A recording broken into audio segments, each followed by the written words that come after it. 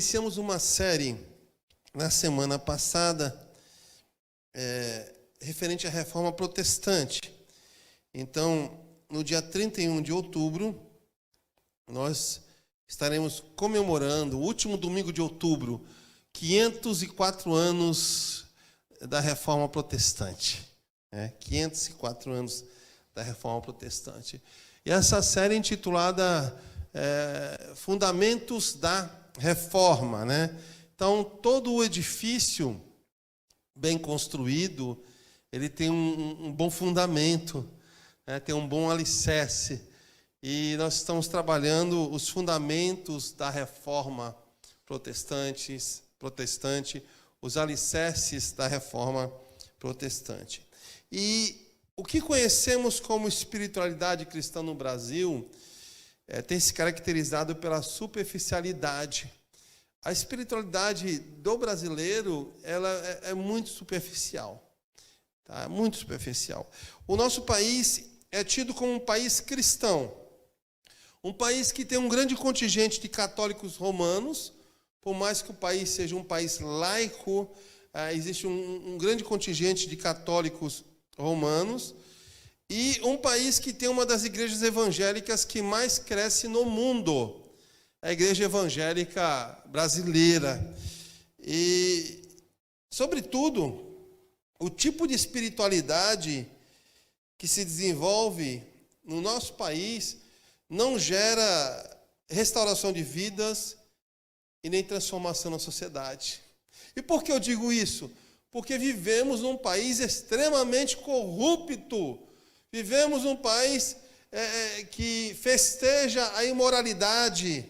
Vivemos num país que está distante de Deus.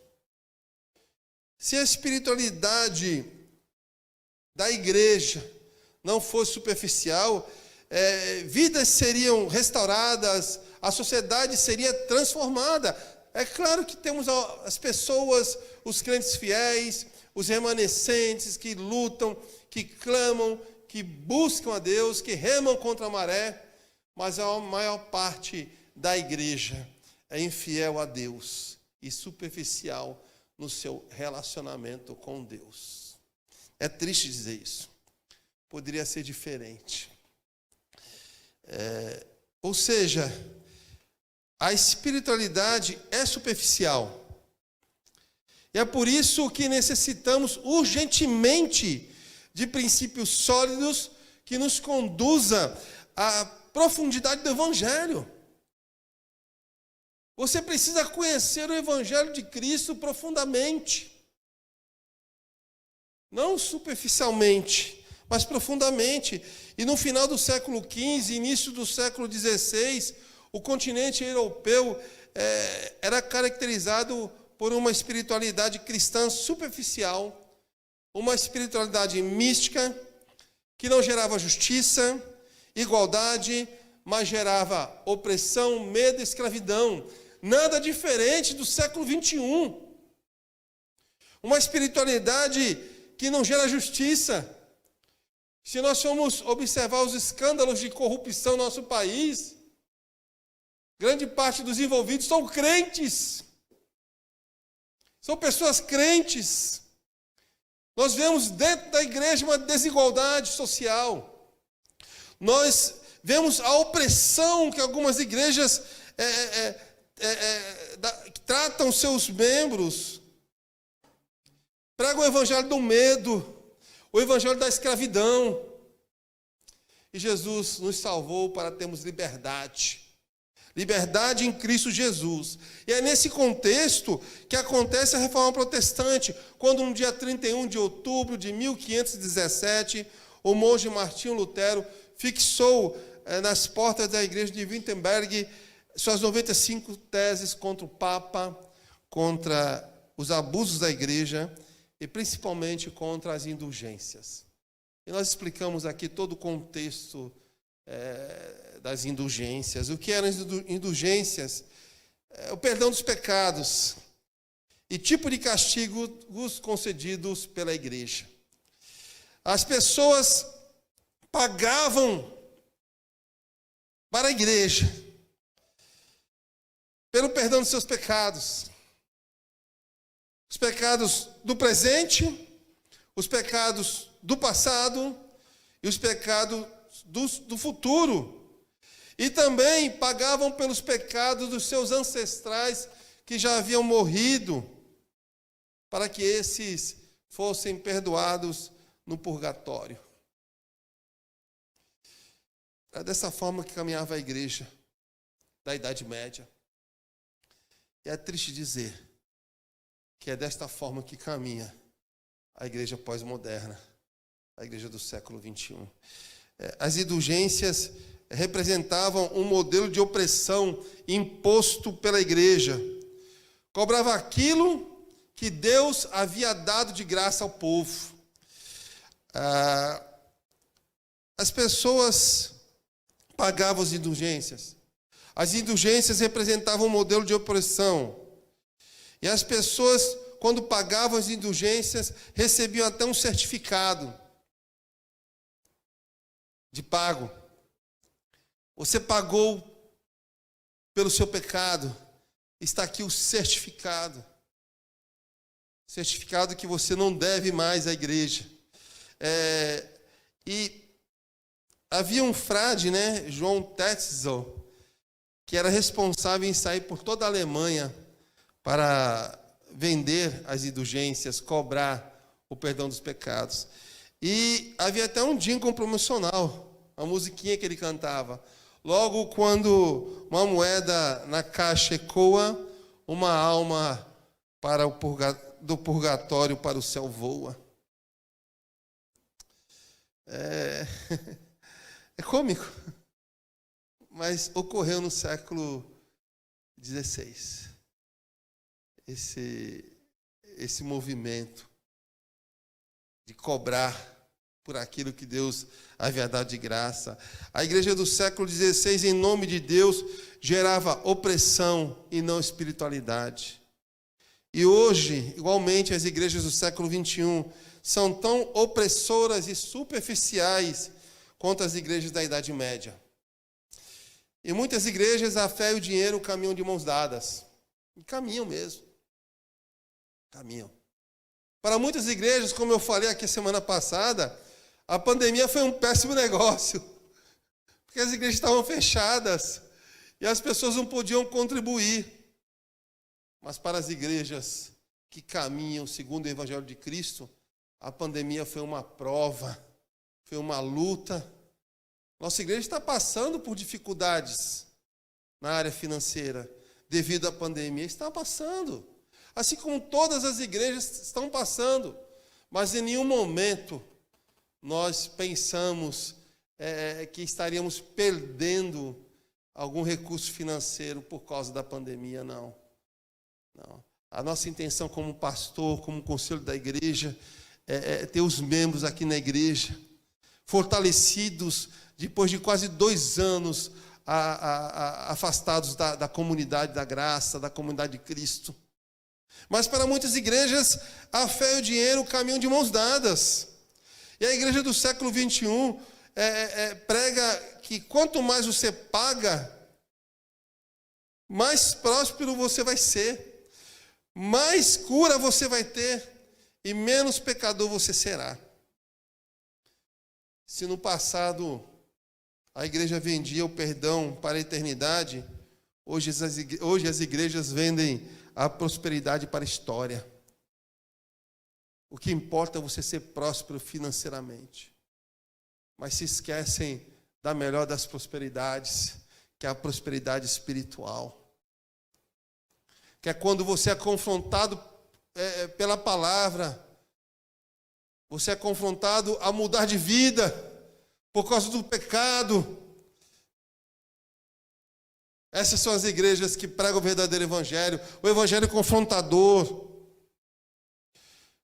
Devemos repensar nossa teologia. Precisamos voltar urgentemente às Escrituras Sagradas e, sobretudo, pôr em prática tudo aquilo que aprendemos. Não adianta apenas você aprender sobre a teologia reformada ou a teologia calvinista, mas você tem que pôr em prática tudo aquilo que você aprende de uma maneira contextualizada, tudo aquilo que foi ensinado pelos reformadores, de uma maneira contextualizada, que todos no século XXI entendam, mas de uma maneira tal que não que a essência não se perca. E muitas igrejas, muitos pastores têm deixado de lado a essência do Evangelho. Não podemos permitir isto. A reforma protestante foi um divisor de águas. Foi um divisor de águas na vida da igreja, na história. Foi um fenômeno que incluiu fatores políticos, sociais e intelectuais. E seu elemento principal foi a busca de um novo entendimento sobre a relação entre Deus e a humanidade. É por isso que nós temos os fundamentos da reforma, que são 5. Sola Escritura, Solus Christus, Sola Gratia, Sola Fide, Soli Deo Gloria. Palavras em latim, que significam somente as Escrituras, somente em Cristo, somente pela graça, somente pela fé, somente a Deus toda a glória. E hoje nós vamos trabalhar Solus Christus. Abra sua Bíblia digital impressa em João capítulo 14, do versículo 1 ao versículo 6. O texto está sendo projetado aí na sua tela, você que está em casa e você que está aqui também na igreja. Então, como você preferir, acompanhe o texto bíblico. Diz assim a palavra de Deus: não se perturbe o vosso coração. Crede em Deus, crede também em mim. Na casa de meu pai há muitas moradas. Se não fosse assim, eu vos teria dito, pois vou preparar-vos lugar. E se eu for e vos preparar lugar, virei outra vez e vos levarei para mim, para que onde eu estiver, estejais vós também. E vós conheceis o caminho para onde eu vou. Disse-lhe Tomé: não sabemos para onde vais. Como podemos saber o caminho? Jesus lhe respondeu: eu sou o caminho, a verdade e a vida. Ninguém chega ao Pai a não ser por mim. Existem inúmeros cenários para a atuação de um coração atribulado. Inúmeros cenários. Como a preocupação financeira, um acontecimento trágico, uma doença prolongada ou a angústia por causa do pecado. O texto começa dizendo: não permita que seu coração fique atribulado. Creia em Deus. Creia em Deus. E é por isso que no palco da história, os indivíduos têm criado várias formas de comunicação com Deus. Porque as pessoas estão atribuladas, desesperadas por alguma coisa. E no palco da história, as pessoas criam uma forma diferente para se relacionar com Deus. Então, muitos buscam no pluralismo religioso a solução de seus problemas.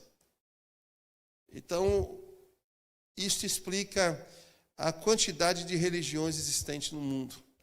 Nós temos muitas religiões, principalmente no nosso país. Vários tipos de religiões. Todos os dias nasce uma religião. Porque as pessoas estão buscando um relacionamento com o ser superior. Em todas as épocas, em todos os lugares, em todas as culturas, as pessoas sentem necessidade de buscar um ser superior. Todos necessitam de ter contato com Deus. E as pessoas, elas determinam qual é o seu Deus. Tem um Deus para cada tipo de religião. Um Deus que promove situações que agradam o coração da pessoa. Está um pouquinho de eco aqui, tira. Um Deus que vem agradar as pessoas.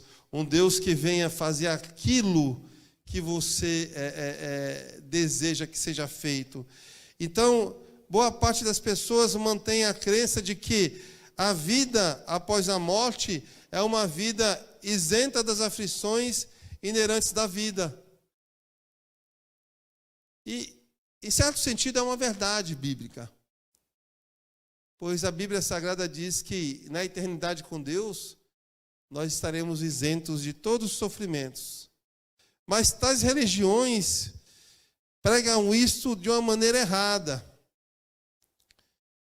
De uma maneira, de uma maneira que não condiz com a palavra de Deus. Pregam uma vida sem injustiças, sem sofrimentos, sem guerras, sem morte, mas apontam para um outro caminho, ou vários caminhos. E tem até um jargão, né? Todos os caminhos levam a Deus, todos os caminhos conduzem a pessoa a Deus. Isso é mentira. Isso é mentira. A grande pluralidade religiosa causa muita confusão, causa muita incerteza na mente das pessoas. As pessoas...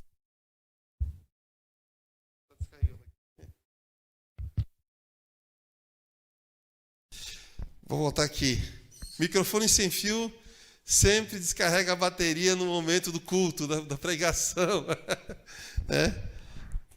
Vamos lá.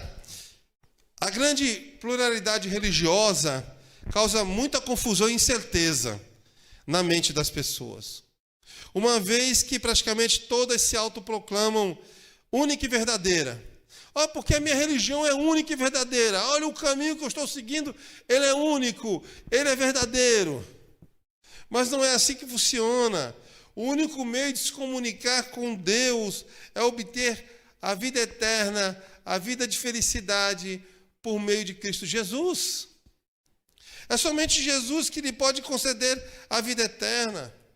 E diante de um quadro que estamos vivendo dessa pluralidade religiosa, surgem muitas perguntas, muitos questionamentos, como qual o caminho que devo seguir? Quem terá a palavra final sobre o assunto eternidade? Onde buscar resposta? Quem tem autoridade para dizer com certeza qual o caminho certo? Sendo que muitos apontam muitos caminhos. E como já aprendemos na semana passada, os cristãos devem ter a Bíblia como única regra de fé e prática. A Bíblia ensina que a tentativa humana de se comunicar com Deus e de se obter a vida eterna é inútil por causa de sua condição pecaminosa e natural. Então, se você pensa em obter a vida eterna, se você pensa em se relacionar com Deus de uma forma que não seja por meio de Cristo, o seu esforço é inútil. É somente por meio de Cristo, solos Cristo, somente em Cristo. E por quê? Por causa da natureza corrompida do ser humano, por causa do pecado. O pecado não permite que você atinja a santidade e a justiça de Deus em sua plenitude. Você é pecador, você precisa de Cristo. E Cristo é o único caminho. E toda tentativa nesse sentido, sem Cristo em sua vida, resulta em frustração. Sem Cristo você não obtém a vida eterna. Sem Cristo você não passará a eternidade, né? Isento do pecado, isento das tristezas. Somente em Cristo você pode obter a vida eterna. E tendo em vista esta impossibilidade do ser humano de se chegar a Deus por si mesmo ou por outros caminhos, a Bíblia apresenta um plano para a salvação. Um plano. E é seguro responder essas indagações acerca de como se relacionar com Deus e obter a vida eterna por meio de Cristo. Jesus declara no versículo 6 do capítulo 14: Eu sou o caminho e a verdade e a vida. Ninguém vem ao Pai senão por mim. E Jesus é bem enfático. Ele é bem enfático. Ninguém pode se achegar ao Pai, senão por Ele. Versículo 6. O verdadeiro sentido da existência humana é quando o pecador é resgatado por Cristo. Nós estamos estudando pela manhã na escola dominical sobre justificação. A justificação. E a obra da salvação, a salvação da alma humana, foi inteiramente realizada por Cristo. Somente Cristo foi capaz de realizá-la. Lembra que eu falei sobre o recibo que as pessoas recebiam quando pagavam as indulgências? Esse recibo Jesus pagou na cruz do Calvário, Colossenses capítulo 2, versículo 14. Tendo cancelado o escrito de dívida que era contra nós e que constava de ordenanças, o qual nos era prejudicial, removeu inteiramente, encravando na cruz. Todo escrito de dívida, ele fixou na cruz do Calvário. Tudo já foi pago. Você não deve nada. Em Romanos capítulo 8, versículos 1 e 2, nós lemos: agora, pois, já nenhuma condenação há para os que estão em Cristo Jesus, porque a lei do Espírito da vida em Cristo Jesus te livrou da lei do pecado e da morte. Nós estamos no processo de salvação. Jesus está salvando você. E esse processo, como nós temos ensinado pela manhã, envolve a justificação, a santificação e a glorificação. Fases que descrevem o passado, o presente e o futuro. Na justificação, você foi salvo da condenação do pecado. Passado. Jesus justificou você e salvou você da condenação do pecado. Na santificação, você está sendo salvo da influência do pecado. Então você luta todos os dias contra o pecado, contra a influência do pecado. E na glorificação, você será salvo da presença do pecado. Naquele glorioso dia, onde Jesus voltará e levará consigo a igreja. E você, se estiver morto, será ressuscitado num corpo glorificado. E se você estiver vivo, o seu corpo será transformado naquele mesmo momento. A glorificação. Então, quem caminha na verdade, encontra o verdadeiro evangelho. Quem caminha na verdade, encontra o verdadeiro evangelho, encontra o verdadeiro sentido da vida. Daí temos a primeira lição. Jesus vai dizer: somente eu sou o caminho. Somente Cristo é o caminho. Somente Ele. Somente Ele é o caminho. E que caminho é esse? É o que conduz à salvação. É o caminho que conduz à salvação. É o caminho certo. Mas é o menos procurado. É o menos procurado. Mas é o caminho certo. É o caminho seguro. Mas o menos falado. Jesus Cristo é o caminho. E como é esse caminho? Ele é estreito. Ele é espinhoso. É o caminho menos fácil. Não é fácil ser cristão. Não é fácil viver neste caminho. Não é fácil seguir Jesus. Não é fácil. É o caminho espinhoso, o caminho de renúncias.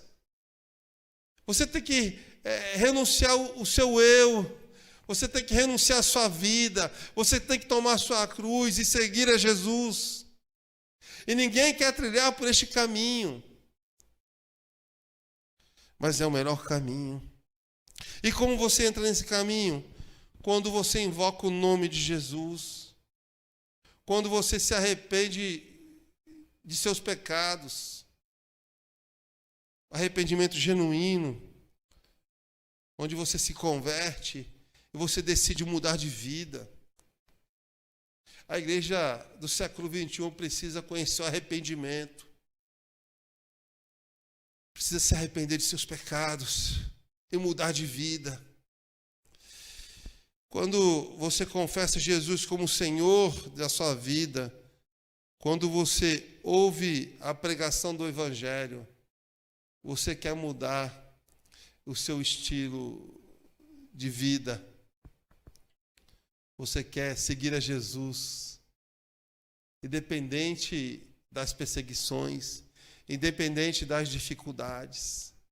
É o preço que temos que pagar em percorrer por esse caminho, o único caminho. Ele é o único caminho. Talvez você já ouviu essa pregação várias vezes, né? Ai, pastor, mas eu sei que Jesus é o caminho. E eu sei que você sabe. Mas o meu questionamento nesta noite é se você está vivendo neste caminho, por este caminho e para este caminho, que é Cristo. Saber é uma coisa, praticar é outra. Precisamos praticar urgentemente o Evangelho de Cristo. A Bíblia indica que Jesus é o caminho. Ele é o único acesso ao Pai. Ele é a direção certa. Não há outro caminho para a salvação. Atos capítulo 4, versículo 12. Somente no nome de Jesus. Não existe um outro caminho para a salvação. Não. Essas religiões que pregam outros caminhos que não sejam por meio de Cristo, elas estão mentindo. Pode até falar de Cristo, mas não como a Bíblia fala.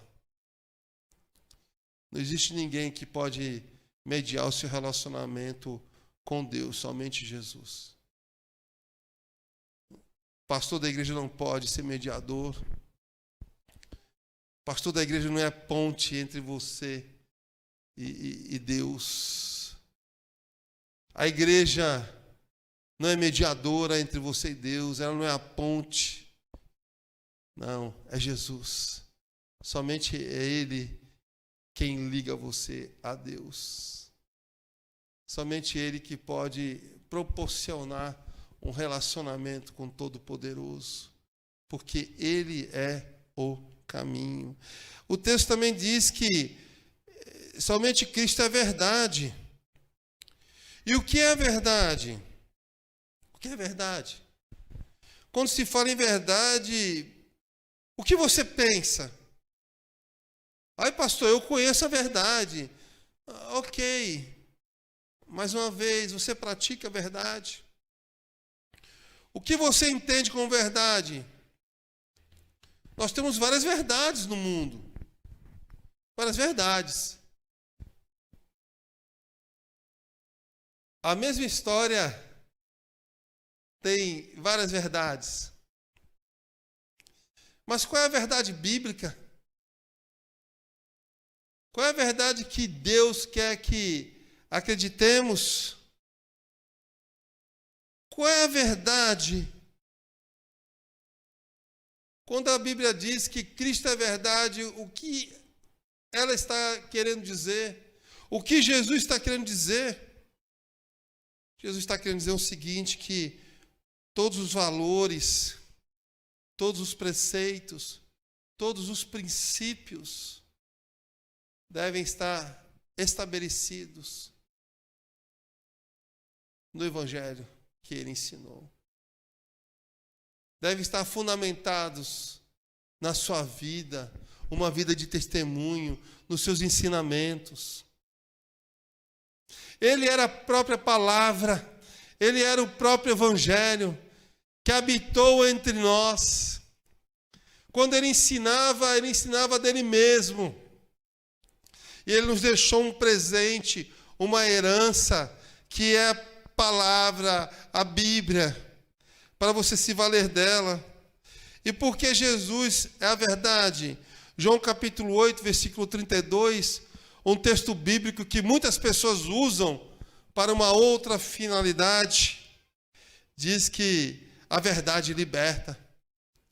Conhecereis a verdade, e a verdade vos libertará. Conhecereis a Cristo, e Cristo vos libertará. E as pessoas se valem desse texto bíblico para pregar as suas ideologias. Mas o texto é bem claro. Conhecereis a Cristo, e Cristo o libertará. É por isso que Ele é a verdade. Somente Ele pode libertar você do pecado. Somente Ele pode libertar você. Pois foi Ele quem justificou você no passado. Te livrou da condenação. É Ele quem livra você da influência do pecado agora no presente. E no futuro, é Ele quem vai te livrar definitivamente da presença do pecado. Somente Cristo. Somente Cristo. Não é nenhuma instituição. Não é nenhuma pessoa. Somente Cristo liberta. Somente Cristo liberta. Aprenda isso. E se alguém falar algo contrário, essa pessoa seja considerada maldita, né? É o que a Bíblia fala. As pessoas que pregam algo contrário à Bíblia são malditas, porque não pregam o Evangelho de Cristo. Por isso que você tem que se aprofundar no Evangelho. Por isso que a sua fé não pode ser superficial. Por isso que você tem que pregar o Evangelho puro e simples. E tem que pregar essa verdade chamada Cristo. A Bíblia revela que Jesus é a verdade. A Bíblia diz que nele não há erro. A Bíblia diz que Jesus não está mentindo quando ele fala que é o Salvador. A Bíblia diz que não existe outra verdade a não ser Cristo. Em terceiro e último lugar, ele vai dizer: eu sou a vida, somente Cristo é a vida. E que vida é esta? Que vida é esta? Será que é essa vida passageira? Será que é disto que Cristo está falando? Não. Ele está dizendo que eu sou a vida eterna. Eu sou a vida eterna. Aquele que tiver sede, beber de mim, jamais terá sede. Aquele que tiver fome, jamais terá fome. Quando você está diante de Cristo, quando você está diante de Deus e você decide viver o Evangelho, você jorra fonte de água viva. Você gera vida. A pessoa que busca a Cristo é uma pessoa que gera vida eterna, não essa vida passageira. Tudo isso aqui vai acabar um dia. Nós estamos envelhecendo todos os dias por causa do pecado. Mas Cristo é a vida, somente Ele é a vida. Somente Ele é a solução para os seus problemas. E como é essa vida? João capítulo 10, versículo 10 diz o seguinte: olha, Cristo é uma vida abundante. É uma vida abundante. Por meio de Cristo, nós vivemos uma vida abundante, que sacia a nossa alma, sacia a nossa sede, a nossa fome. Você tem que se satisfazer em Cristo. Eu vejo muitas pessoas que não vivem satisfeitas com Cristo, procuram outras alternativas, procuram outra forma de viver. Tome muito cuidado. Somente Cristo é a vida. E por que Jesus é a vida? Porque em Cristo não há morte e nele não habita a morte. João capítulo 11, versículo 25 e 26. 1 Coríntios capítulo 15, do versículo 53 a 57. Em Cristo não há morte. Em Cristo temos somente a vida. A Bíblia diz que Jesus é a vida. A Bíblia diz que não há outra vida fora de Jesus. A Bíblia diz que a conversão é uma nova condição de vida. A Bíblia diz que Jesus oferece a alegria e a certeza da salvação porque Ele é a vida. A Bíblia diz que Jesus oferece a certeza do perdão, oferece paz de consciência e oferece a certeza de uma vida eterna com Ele, porque Ele é a vida. Somente Ele pode lhe garantir isto, porque Ele é a vida. A morte biológica para o cristão é o início da vida com Cristo. Somente Cristo é a vida. Solos Christus. Somente Jesus é a verdade. Solos Christus. Somente Jesus é o caminho. Solos Christus. Precisamos mais de Cristo em nossa igreja. Precisamos falar mais de Cristo em nossa igreja. A igreja precisa voltar a ser cristocêntrica. Mas, infelizmente, a igreja do século XXI tem posto ideologias humanas no lugar do Evangelho da Graça. Para você refletir, quem crer em Cristo não será condenado. Quem confia em Cristo não vive angustiado. Quem permanece em Cristo não está sozinho. Você crê em Cristo? Se você crê, você não vai ser condenado. Você tem confiado em Cristo verdadeiramente? Então, por que você está vivendo angustiado? Há algo para você pensar. Você está permanecendo em Cristo? E por que você diz que está sozinho, sendo que Ele disse que estaria com você até a consumação dos séculos? Reflita sobre isso. Pense a respeito disso. E para você praticar, creia, confie, permaneça. Essa é a prática da vida cristã. Crer, confiar e permanecer. É fácil de gravar essas palavras todos os dias. Crer, confiar e permanecer. Crer, confiar e permanecer. Pratique isso em sua vida. Vamos louvar a Deus com o último cântico. Convido o ministro.